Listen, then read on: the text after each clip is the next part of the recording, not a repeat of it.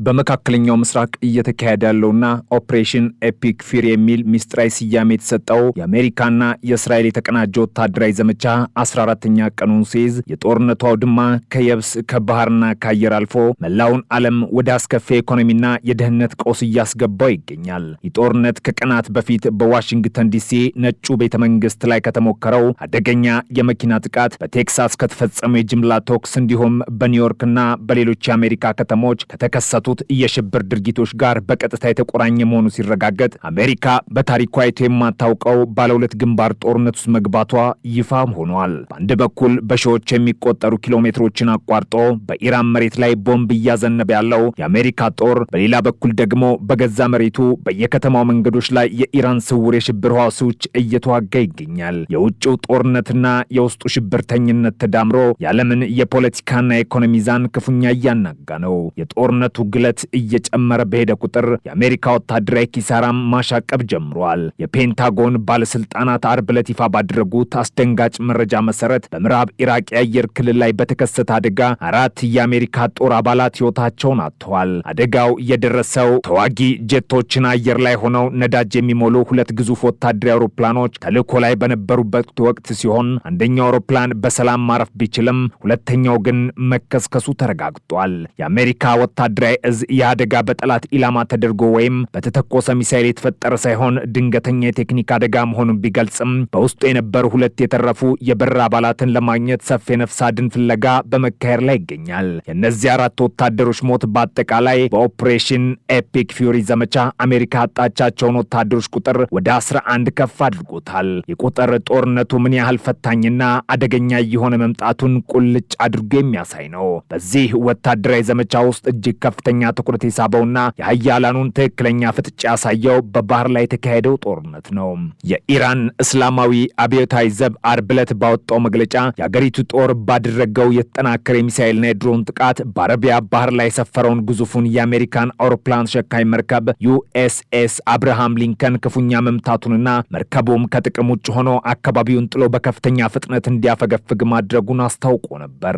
የኢራን ብሔራዊ ቴሌቪዥንም ይህንኑ ዜና በማስተጋባት የአሜሪካ የባህር ኃይል ከቀጠናው እየሸሸ ነው የሚል ዘገባ አስተላልፏል። ይሁን እንጂ ዋሽንግተን ይህንን የኢራን የድል ዜና ሙሉ በሙሉ ውድቅ አድርጓለች። ስማቸው እንዳይጠቀስ የፈለጉ 2 ከፍተኛ የአሜሪካ ባለስልጣናት ለሲቢኤስ ኒውስ እንደገለጹት የተፈጠረው እውነታ ከኢራን ትርክት ፍጹም የተለየ ነው። እንደ ባለስልጣናቱ ማብራሪያ አንዲት የኢራን ወታደራዊ ጀልባ ወደ ዩኤስኤስ አብርሃም ሊንከን እጅግ ተጠግታ በመምጣቷም የአሜሪካ የባህር ኃይል እርምጃ ለመውሰድ ተገዷል። መጀመሪያ ላይ በአጃቢነት ከተሰማሩት የአሜሪካ አጥፊ መርከቦች መካከል አንዱ በሆነው መርከብ ላይ የተገጠመው ባለ 5 ኢንች ማርክ 45 የተሰኘ መድፍ ወደ ኢራኗ ጀልባ ተኩስ ቢከፍትም ኢላማውን ሳይመታ በተደጋጋሚ ስቷል። ይህን ተከትሎ ከአውሮፕላን ተሸካሚ መርከብ ላይ የተነሳና አውዳሚ የሆኑ የሄልፋየር ሚሳይሎችን የታጠቀ ሄሊኮፕተር 2 ሚሳይሎችን በማስወንጨፍ የኢራኗን ጀልባ ሙሉ በሙሉ አጋይቷታል። የአሜሪካ ማዕከላዊ እዝ ይህንን የባህር ላይ በላይነት ለማረጋገጥ ሲል የዩኤስኤስ አብርሃም ሊንከን መርከብ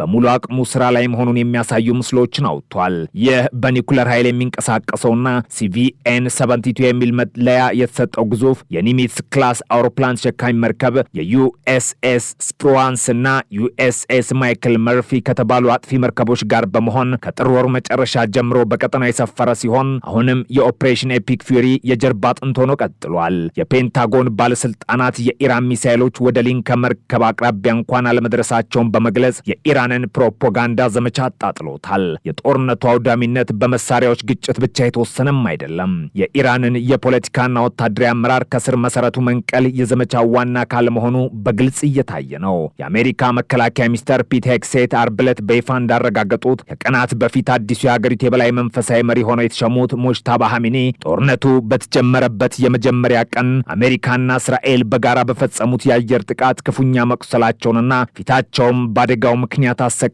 ጉዳት እንደደረሰበት አጋልጧል። የመረጃ ኢራን አዲሷ መሪዋን ለምን በአደባባይ እንደማታሳያቸው ለተነሳው ጥያቄ ትልቅ ምላሽ የሰጠም ሆኗል። የኢራን ብሔራዊ ቴሌቪዥን ሐሙስ ዕለት ከሙጅታባ ሐሚኒ የተላለፈን ያለው የድምፅ መልእክት ቢያስተላልፍም መሪው ከተሾሙበት ጊዜ ጀምሮ በአካል አለመታየታቸው በስርዓት ውስጥ ከፍተኛ የሆነ የአመራር ክፍተት መኖሩን ያረጋግጣል። ይህንን የኢራን የውስጥ ቀውስ ይበልጥ ለማባባስ የእስራኤሉ ጠቅላይ ሚኒስተር ቤንያሚን ኔታንያሁ በከፍተኛ የስነ ልቦና ጦርነት ላይ ተጠምደዋል። ተራምደዋል። ኔታንያሁ በሰጡት መግለጫ እስራኤል በፈጸመቻቸው ነጥብ ነካሽ ጥቃቶች የኢራን ግንባር ቀደም የኒውክሌር ሳይንቲስቶች መገደላቸውን በይፋ አረጋግጠዋል። ይህ እርምጃ የኢራንን የኒውክሌር ህልም ለበርካታ አስርት ዓመታት ወደ ኋላ የሚመልስ ታላቅ ወታደራዊ ስኬት ተደርጎም ተወስዷል። ኔታንያሁ አዲሱን መሪ ሙጅታባ ኻሜኒን የአብዮታዊ ዘቡ ተላላኪ አሻንጉሊት ሲሉ በንቀት የጠሯቸው ሲሆን በአደባባይ መውጣት የማይችሉ ደካማ መሪ መሆናቸውን በመግለጽ የኢራንን ህዝብ ለአመፅ ቀስቅሰዋል። ኔታንያሁ ለኢራን ህዝብ ባስተላለፉት ቀጥተኛ መልእክትም ለኢራን አዲስ የነጻነት ጎዳና የሚከፈትበት ጊዜ ተቃርቧል፣ ይህንን ታሪካዊ አጋጣሚ ተጠቀሙበት በማለት ከውስጥ የሚነሳ አብዮት እንዲፈጠር ጥሪያቸውን አስተላልፈዋል። የአሜሪካና የእስራኤል ጥምር ጦር በኢራን ወታደራዊና የኒውክሌር ተቋማት ላይ የሚያደርሰው ጥቃት እንደቀጠለ ቢሆንም የጦርነቱ ሰብአዊና ማህበራዊ ቀውስ ግን እጅግ ዘግናኝ ደረጃ ላይ ደርሷል። የኢራን የሰብአዊ መብት ድርጅቶች እንዳስታወቁት እስካሁን በዘነበው ከባድ የአየር ድብደባ ከ1300 በላይ ንጹሐን ዜጎች ሕይወታቸውን አጥተዋል። የተባበሩት መንግስታት የስደተኞች ከፍተኛ ኮሚሽን በበኩሉ ጥቃቱ ከጀመረበት የካቲት 28 አንስቶ በኢራን ውስጥ ብቻ 3.2 ሚሊዮን ሰዎች ከቀያቸው መፈናቀላቸውን አረጋግጧል። ይህ ታይቶ የማይታወቅ የሰብአዊ ቀውስ የቀጠናውን መረጋጋት ሙሉ በሙሉ ያናጋ ሲሆን የጦርነቱ እሳት ወደ ጎረቤት ሀገራትም ተዛምቷል። በሊባኖስ በኩል ያለው ሁኔታም ከዚህ የተለየ አይደለም። የእስራኤል መከላከያ ሚኒስተር እስራኤል ካትስ ጦሩ በሄዝቦላህ ላይ የሚያደርገውን ዘመቻ እንዲያሰፋና እንዲያጠናክር ትዕዛዝ መስጠታቸውን ተከትሎ የእስራኤል የጦር አውሮፕላኖች በቤሩት የከተማ ዳርቻዎች ላይ አዳዲስና እጅግ ከባድ ጥቃቶችን ፈጽመዋል። በዚህ እየሰፋ በመጣው ጦርነት ምክንያት በሊባኖስ ከ600 በላይ ሰዎች ሲገደሉ 100 ሺዎች ደግሞ መኖሪያ ቤታቸውን ጥለው ለመሰደድ ተገደዋል። የሄዝቦላ ይዞታዎች እየወደሙ ቢሆንም ቡድኑ ወደ እስራኤል የሚያስወነጭፈው የሮኬት ጥቃት አሁንም አልቆመም። ኢራን በመሬትና በአየር ላይ እየደረሰባት ያለውን ከባድ ወታደራዊ ኪሳራ ለመቀበል የመዘዘችው የመጨረሻው ካርድ የዓለምን ኢኮኖሚ ማሽመድመድ ሆኗል። የኢራን እስላማዊ አብዮታዊ ዘብ የነዳጅና ጋዝ መሰረተ ልማቶቻችን ከተነኩ የመላው ቀጠናውን የነዳጅ ማውጫዎች በሳት እናጋያለን ሲል ማስጠንቀቂያ ሰጥቷል። ከዚህም አልፎ በአዲሱ መሪ በሙጅታባ ኻሜኒ ስም የተላለፈው ትዕዛዝ በዓለም የነዳጅ ንግድ ውስጥ የደም ስር የሆነውን የሆርሙዝ የባህር ወሽመጥ እንደ ማዕቀብና የጫና ማሳደሪያ መሳሪያ በመጠቀም ሙሉ በሙሉ ለመዝጋት መታቀዱን ይፋ አድርጓል። ይህ የኢራን ዛቻ በወሬ ብቻ የተወሰነም አይደለም። በባህረ ሰላጤው ቢያንስ 3 ተጨማሪ የጭነት መርከቦች ላይ ጥቃት የደረሰ ሲሆን የኢራን ብሔራዊ ሚዲያ ከነዚህ ጥቃቶች ቢያንስ በአንዱ ጀርባ የኢራን የባህር ኃይል መኖሩን አምኗል። የሆርሙዝ ባህር ወሽመጥ መዘጋት ስጋትና በመርከቦች ላይ የተከፈተው ጥቃት የዓለምን የነዳጅ ገበያ በሳት እያጋየ ነው። አርብ ዕለት በኤሽያ ገበያ መክፈቻ ላይ የብሬንት ድፍድፍ ነዳጅ ዋጋ ከ$100 በላይ ዘለለ ሲሆን በዓለም ዙሪያ ያሉ የአክሲዮን ገበያዎች በከፍተኛ ሁኔታ ማሽቆልቆል ጀምረዋል። የዚህ ቀውስ ቀጥተኛ ሰለባ የሆነችው አሜሪካ በሀገር ውስጥ የነዳጅ ዋጋ ንረት ህዝባዊ ቁጣን እያስተናገደች ነው። እንደ ጋዝ በዲ መረጃ አርብ ጠዋት ላይ የአሜሪካ ብሔራዊ አማካይ የነዳጅ ዋጋ ለአንድ ጋሎን $3.44 የደረሰ ሲሆን የአሃዝ ካለፈው ወር ጋር ሲነጻጸር የ24 በመቶ ጭማሪ አሳይቷል። በምዕራባዊው የአሜሪካ ግዛቶች ደግሞ ዋጋው $4 በላይ በመተመኑ የህዝብ ትራንስፖርትና የሸቀጦች ዋጋ ላይ ከፍተኛ ጫና ፈጥሯል። የነዳጅ ዋጋው ሰማይ መንካቱና የኢኮኖሚ ቀውሱ መባባስ አሜሪካን ለገዛ ፖሊሲዎቿ ተቃራኒ የሆነ እጅግ አስገራሚ የፖለቲካ ውሳኔ እንድትወስን አስገድዷታል።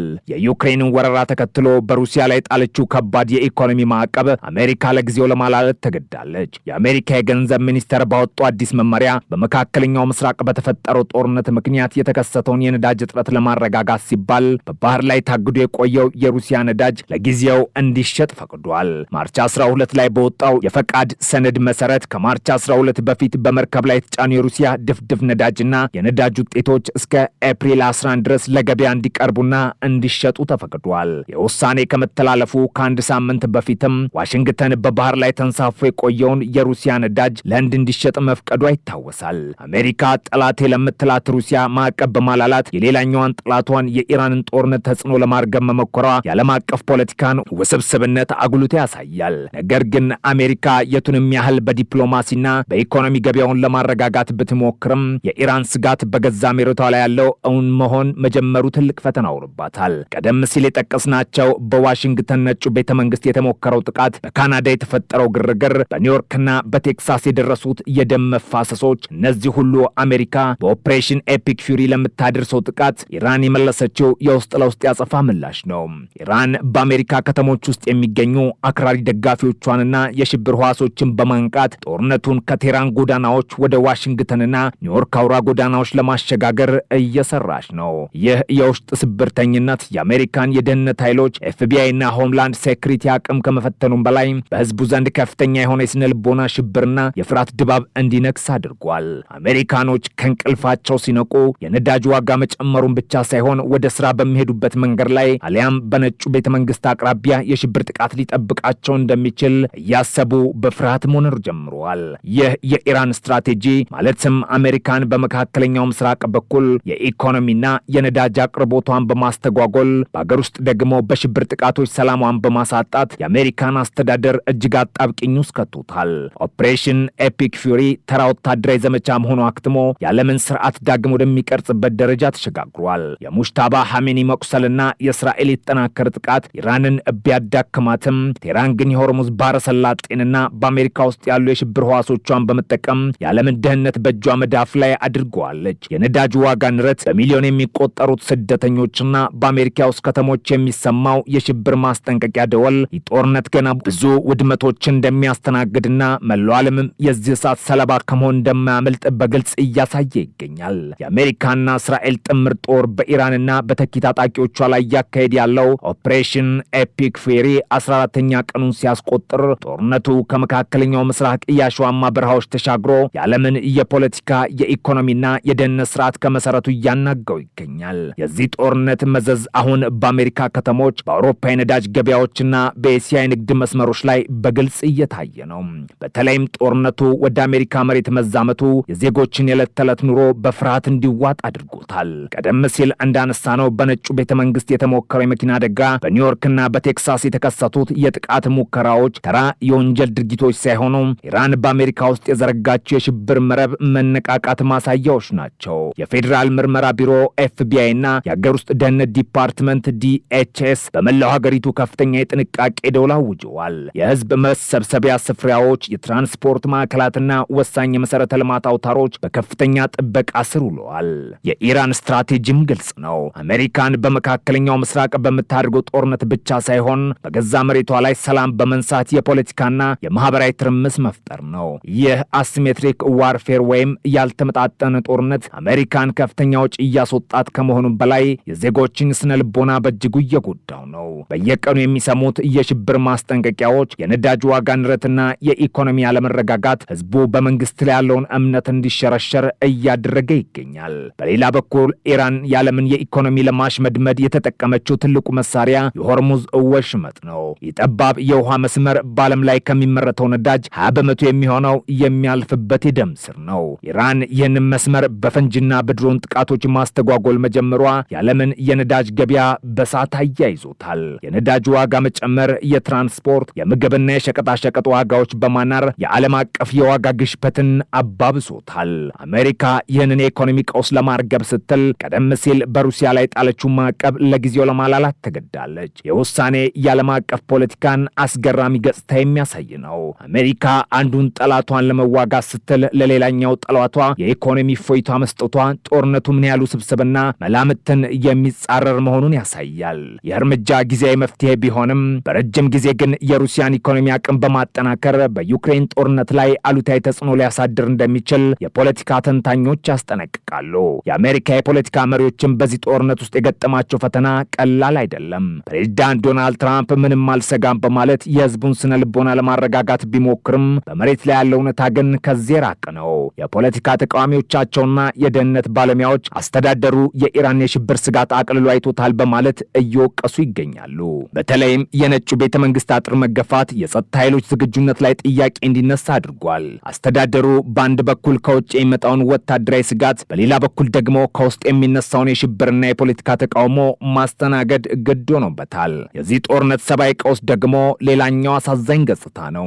የኢራን ሰብአዊ መብት ተሟጋቾችና የተባበሩት መንግስታት ድርጅት መረጃዎች እንደሚያሳዩት ሚሊዮኖች ከቀያቸው ተፈናቅለዋል። በሺዎች የሚቆጠሩ ንጹሃን ዜጎች ሕይወታቸውን አጥተዋል። የመሰረተ ልማት አውታሮች ወድመዋል። እንዲሁም የሕክምናና የምግብ አቅርቦት ክፉኛ ተስተጓጉሏል። ይህ ሰብአዊ አደጋ የዓለም ማህበረሰብን ትኩረት የሚሻ ቢሆንም የሀያላን ሀገራት የፖለቲካ ሽኩቻ ይህንን የዜጎች ስቃይ አዳፍኖት ይገኛል። ኦፕሬሽን ኤፒክ ፊውሪ ወዴት እያመራን የሚለው ጥያቄ የብዙዎችን አእምሮ ውስጥ የሚመላለስ የሚመለስ ነው። ጦርነቱ በአጭር ጊዜ ውስጥ የሚያበቃም አይመስልም። ኢራን የውስጥ አመራር ክፍተት ቢገጥማትም አሁንም የኒውክሌር ፕሮግራሟን ለመቀጠልና ተኪ ታጣቂዎቿን ተጠቅማ አሜሪካና እስራኤልን ለማዳከም ያላትን ቁርጠኝነት አላቆመችም። እስራኤልም ቢሆን የኢራንን የኒውክሌር አቅም ሙሉ በሙሉ ሳታወድም ጦርነቱን የማቆም ፍላጎት የላትም። አሜሪካ ደግሞ የዓለም አቀፍ ፖሊሲነት ሚናዋና የኢኮኖሚ ጥቅሟን ለማስጠበቅ ስትል በዚህ ጦርነት ውስጥ መዘፈቋ የሚያቀር ሆኗል። ይህ ሁሉ የሚያሳየው የመካከለኛው ምስራቅ ቀውስ የዓለም አቀፍ ፖለቲካ፣ የኢኮኖሚና የደህንነት መስተጋብሮች መገለጫ መሆኑን ነው። የዚህ ጦርነት መቋጫ በዲፕሎማሲያዊ ድርድር ወይስ በሁለንተናዊ አውዳሚ ጦርነት አሊያም በውስጣዊ የፖለቲካ ለውጥ የሚወሰን ይሆናል የሚለው ጊዜ የሚመልሰው ይሆናል። ሆኖም ግን አንድ ነገር እርግጠኛ ነን። ይህ ጦርነት የዓለምን የታሪክ አቅጣጫ የሚቀይርና የሁላችንም ሕይወት የሚነካ ክስተት ነው።